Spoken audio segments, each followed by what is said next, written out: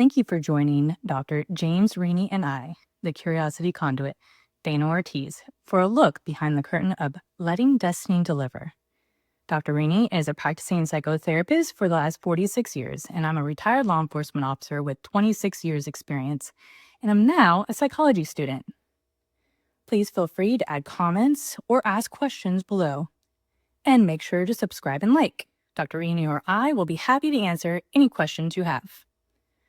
Today, we are in Chapter 2, and we'll be discussing how your brain and body work in cycles, revealing why tuning into your natural rhythms of rest, action, and unconscious awareness isn't just healthy, but essential for clarity, creativity, and emotional balance.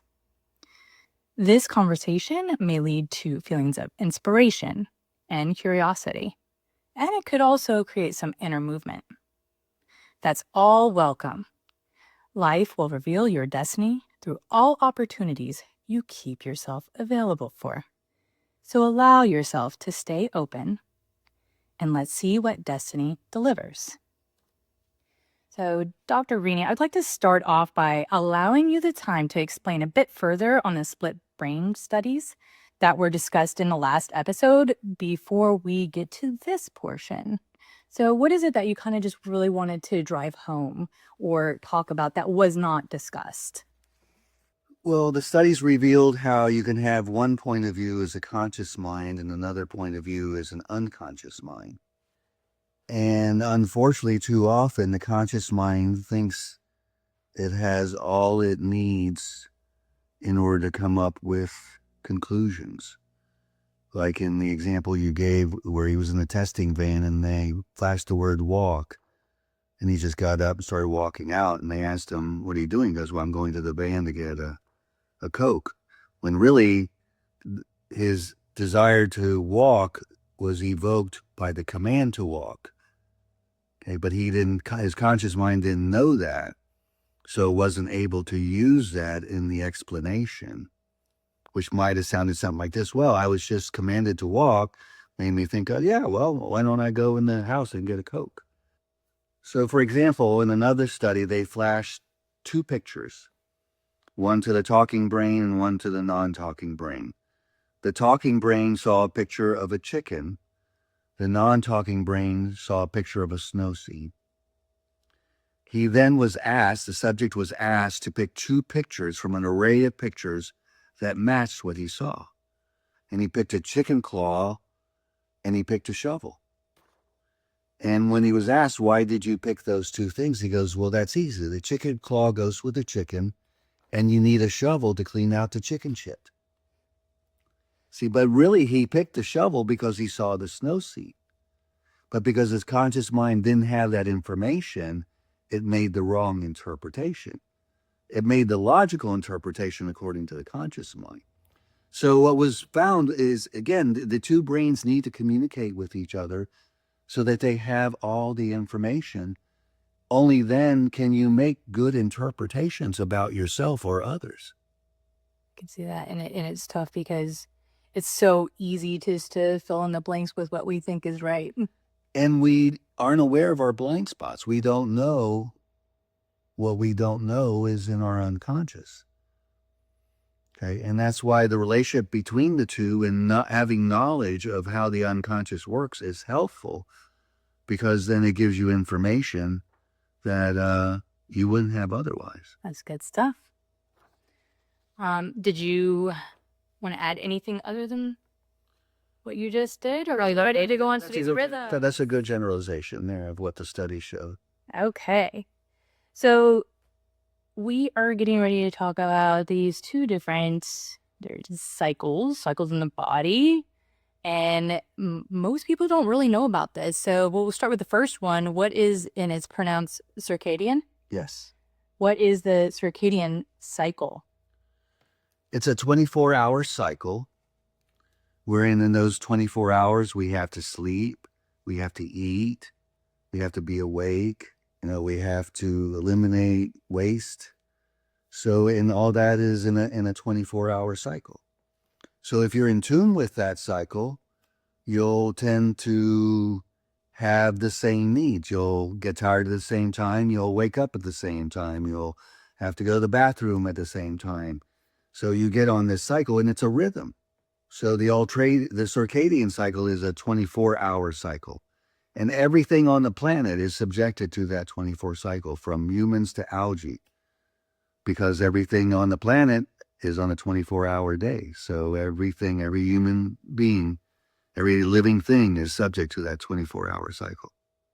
Okay. So what is the ultradian? And Cycle. It's a 90-minute cycle. okay. Now, originally that cycle was discovered by sleep researchers, because what they found is that every hour we go into REM sleep for about 20 or 30 minutes, and then it starts all over again. So it's a 90-minute cycle that when we're awake, we're also going through it. Okay, but what we'll find is, every hour or 90 minutes, we'll have a need to take a break, or maybe we want to eat something, or maybe we want to get frisky, or maybe we just want to take a nap. And I choose those things because all those things are linked to the parasympathetic nervous system. It's the rest, relaxation, restoration nervous system. So what happens every 90 minutes is we cycle from the sympathetic nervous system, which is the activity, fight, or flight nervous system, to then the parasympathetic nervous system, which is the healing, restoration, problem solving. So really, we should take a break every hour to 90 minutes to allow the parasympathetic system to do its healing, its, recuperation. So if you look at the word disease, we get ill because we dis being at ease, because we don't honor that 90-minute cycle. We'll tend to have an energy drink, or we'll drink coffee, something to push us through that time, when really we ought to just chill out or relax, daydream, whatever it is that we feel like doing. In Spanish culture, they have siestas. In Europe, they shut down stores in the afternoon. They very much are in tune with that cycle. If you're not in tune with the cycle, you'll tend to get depressed. You'll be moody, irritable, more prone to errors, poor concentration, when you're out of rhythm with that cycle. So, a lot of things, if you have a job where you have to go in from 11 night till 9 in the morning, so many days a week, and then you're off 3 days a week, and you're going back and forth and switching from being awake in the day and sleep at night, or, awake at night and sleep during the day, then you keep messing up that cycle. So I'm going to read a portion of your book, and this really just echoes what you just said, or says some of it exactly. But I think it's important to hear. Abusing or neglecting these natural cycles can negatively impact self-health by setting off feelings of incompetence, depression, mood swings, problems in relating to others, and loss of self-esteem. I know you talked about some things here, but can you give some relatable examples of abusing or neglecting the natural cycles? I know you were talking about, you know, energy drinks or, that kind of stuff. But what are some other relatable examples of this? Well, again, if you're irritable, and it's because you're neglecting the cycle, then you will tend to be hostile towards people. You will misinterpret what they're saying.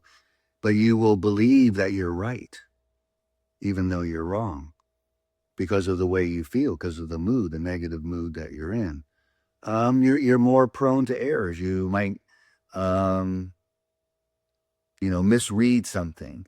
You may not see something that you should see, or you forget certain things because you're, I mean, those are great examples, and why they resonate with me. I come from a heavy law enforcement background. So any of my brothers and sisters out there who are listening to this, it is scary to know that this can affect your performance professionally It can affect how you're thinking, what you're doing on scene, which then could cause safety issues for yourself. So as we, I'm prior law enforcement now, but the ones who are in it and first responders who need their brain to be working and they're sitting in their car, they're working 12.5-hour shifts. What would you suggest they can do during those 20, that 12.25 hours that maybe they're not on a call? See, that's difficult because you got institutional constraints here, and that's the problem with the way our culture is set up. We don't respect that 90-minute cycle. Like I was saying, in the Spanish culture, you take siestas. In Europe, they shut down the shops in the afternoon or what have you. And so, the culture tends to respect that. Here it isn't. We want productivity. So institutions have to change the way they do things to better respect that cycle because you'll get optimal performance. One more thing here. It also affects confidence. It affects your self-esteem. You're going to feel less confident, less capable, and therefore you won't trust yourself. You will tend to doubt yourself more. And so you're not then optimizing your brain or your biological functioning. So I know it's really difficult, especially since you have not been in a car driving, lights and sirens, go to these calls and sit in a car all day, right? And so I do think you're correct in that it is, the institutional constraints and that would have to change. But I do believe in being creative within the box that we're being put in. So I'm going to give some examples and please let me know if this would work within the 90-minute cycles. As the individual is, sitting in the car, they definitely have to be aware of what's around them, but sitting, taking that break while they're writing the report, give themselves 5 minutes of just doing breathing exercises. Would that count? Or does this have to be something that's So here's the key. You want to shift from sympathetic to parasympathetic nervous system activity. So I'll give you an example that I didn't talk about earlier. Eating is one of the things that turn on the parasympathetic nervous system. That's why people like to eat under stress, because it triggers the parasympathetic nervous system, so you get the effect of it. Well, I don't have to worry about that with cops because they plan their whole day around food. So something else. That's true. So daydreaming, like you can use your eyes, but allow your mind to wander, not be on task, just free association, just letting your mind go wherever it goes. Well, and I think a safe place that this can happen is when they take their breaks to do a report, if they happen to have the ability to go back to the office and they can set the timer for themselves. They can go to a spare office, something of that nature. I've even gone into the bathroom and done something similar. You take 5 minutes to yourself. You can just, whether it's meditation or daydream, would those things work? The key here is, I'll use the word ease. If you're at ease, you're triggering your parasympathetic nervous system. Sex also triggers your parasympathetic nervous. Well, they're not going to do that. Yeah, well, I know. That's why they say. Although I'm sure it's happened.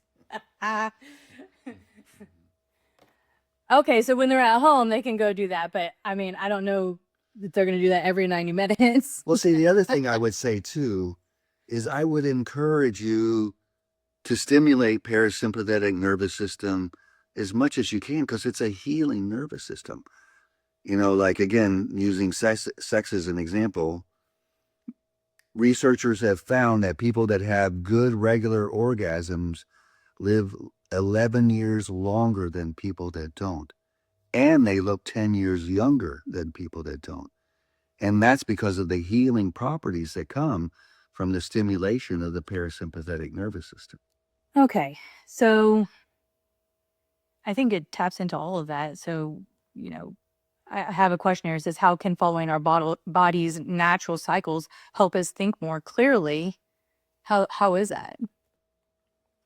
Well, I think one is interpreting them. You see, we get into this interpretation problem again because how our biology works to our conscious mind is basically unconscious, you know?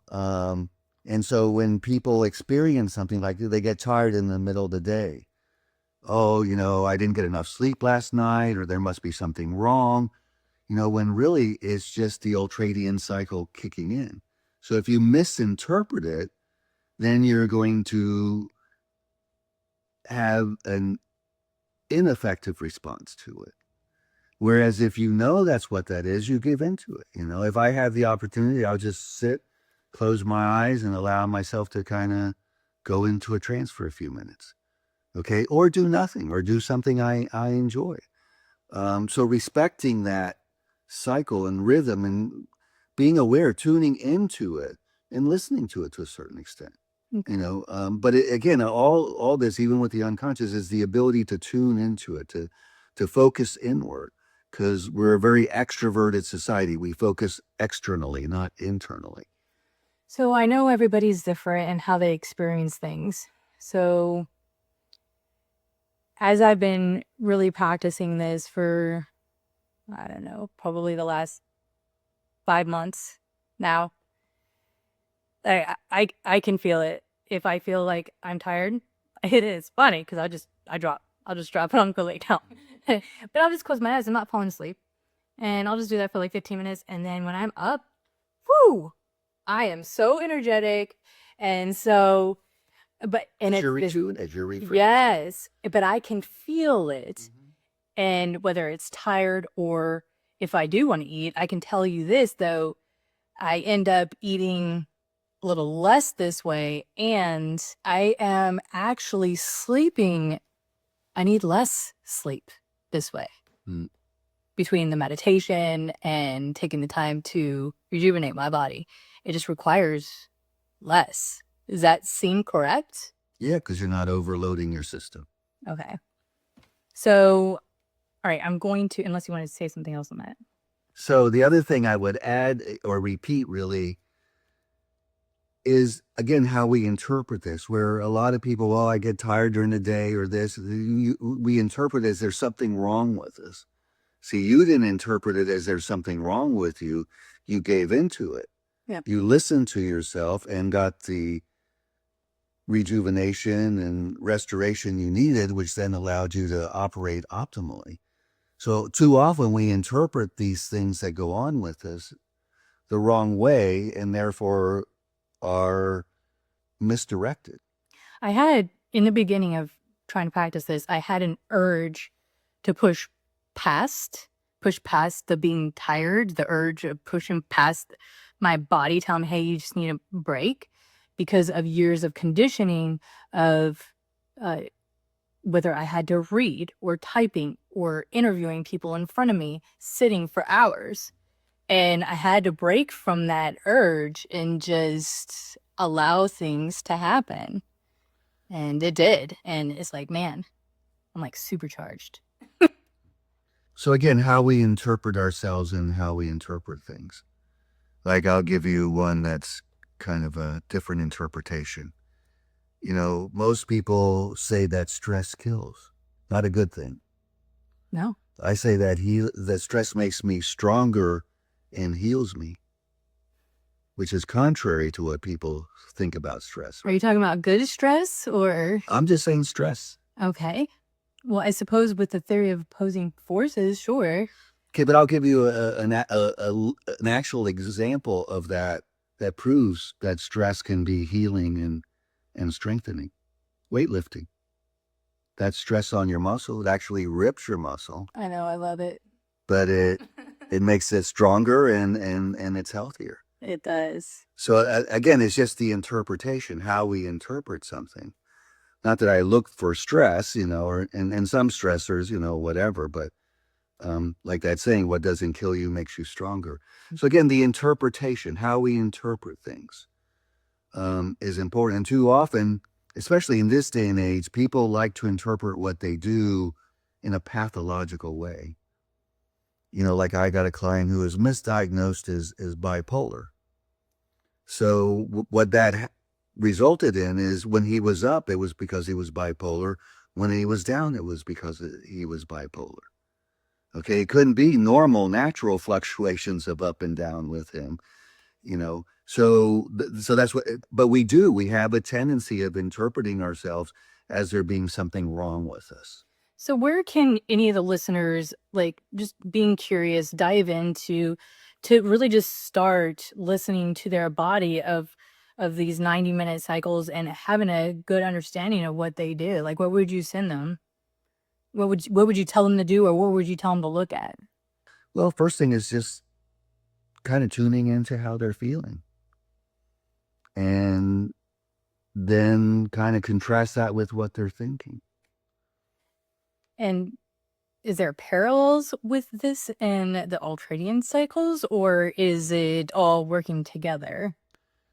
Well, I guess let me use this analogy. If your front end isn't aligned, your tires are not going to wear evenly. You're not going to get the same mileage. Okay. At the same time, if the wheels aren't balanced at a certain speed, the ride is going to get rough. Okay. So if you're not respecting your ultradian and circadian cycles, you're going to be out of alignment, and it's going to make the ride a little rougher. Spoken like a true teacher. Okay, so I'm going to read one more sentence out of your book. It says, realizing the greater part of your potential as a mind and a body requires a lot of effort, time, and commitment. So this portion is coming to the end of chapter 2, which we are at, okay? And I just wanted to kind of bring this out and say, do you want to convey in summary to listeners about their potential and the mind and body? Like, what do you want to convey? Well, what this is teaching or attempting to teach are what people aren't taught that they need to know. But it's not easy. It's not a quick fix. People like quick fixes. If I can take a pill to fix something, we're instant and want it right away. And unfortunately, growing your personality and your brain is not a quick fix. It's a commitment. It's something you have to do forevermore. And it does require effort. And again, what I'm teaching you and are the mechanisms to do that. It requires effort because we're not used to thinking that way. Well, it's a fight. You're literally fighting for yourself. And I say that because of how society is structured around us, and whether it's corporation, it's contrary. Yeah. it is. So, and everything you've been taught is not completely in line with this. So you're literally fighting yourself for yourself. Okay. And that's why everybody suffers from anxiety and depression and mental illness. You know, that these are not just words I'm throwing out here. We can see it in our everyday lives, and what we hear on the news and hear from professionals is going on out there. Where on the other hand, if you tap into this, it's good stuff. It's and you don't develop a tolerance to it. I've been exploring it for 55 years, and it's as exciting to me today as it was day one. And it's why I chose to go this path, because it's endless, and it's very fascinating. It's awesome. It's great for your own self-health, and it is a key to happiness. It is your key, your roadmap, all that stuff, right? Okay. So there was one listener who said, tell the joke. We're at the end here. Yeah. So. All right. I'll tell a joke. The joke. It said, tell the joke. Yeah, well, I decided a different joke. Okay. Okay. So this man is without a job and without arms. Okay. So he walks by this church and he sees that there's an opening there for a bell ringer. So he goes in, applies for the job. This is jacked up. I'm already laughing. Stop. So anyway, the person says, you know, I'd love to give you the job, but you don't have any hands or arms. You can't ring the bell. He goes, well, I can. What I can do is just run and hit the bell with my head, you know, and then that'll ring the bell. And the guy goes, oh my God, I can't have you do that. That's dangerous, destructive. He goes, but I really need the job. Guy goes, okay, you know, you got it. So he has the job, and one day he misses the bell and he falls out of the bell tower. And he's laying on the ground there, and people circle around, and one guy asks, does anybody know who this is? And another guy goes, no, but his face rings a bell.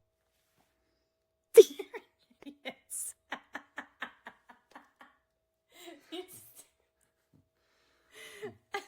Okay, so let me make a point here. Of course. Jokes work because you get the participation of both the conscious and unconscious mind.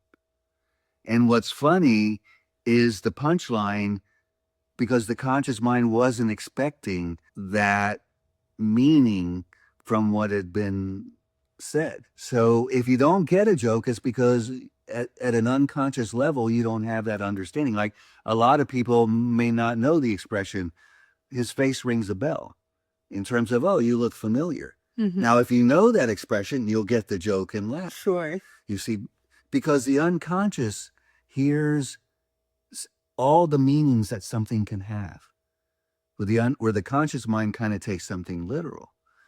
So jokes work because you're having an unconscious meaning come to consciousness that was unexpected, and therefore it's funny. I learn something every time. It's good stuff there. Mm. That's all you get. I'm not asking if you need anything else to add. And good, thank you. Okay. Thank you for joining Dr. Rini and I on this journey behind the curtain of letting destiny deliver. Join us next time as we will be starting chapter 3 and discussing spirituality. Remember, questions or comments are welcome below. Now ask yourself, what part of your life might destiny be trying to speak through right now? Keep exploring, stay curious, and remember, destiny isn't something you chase. It's something you allow. Until next time, be well.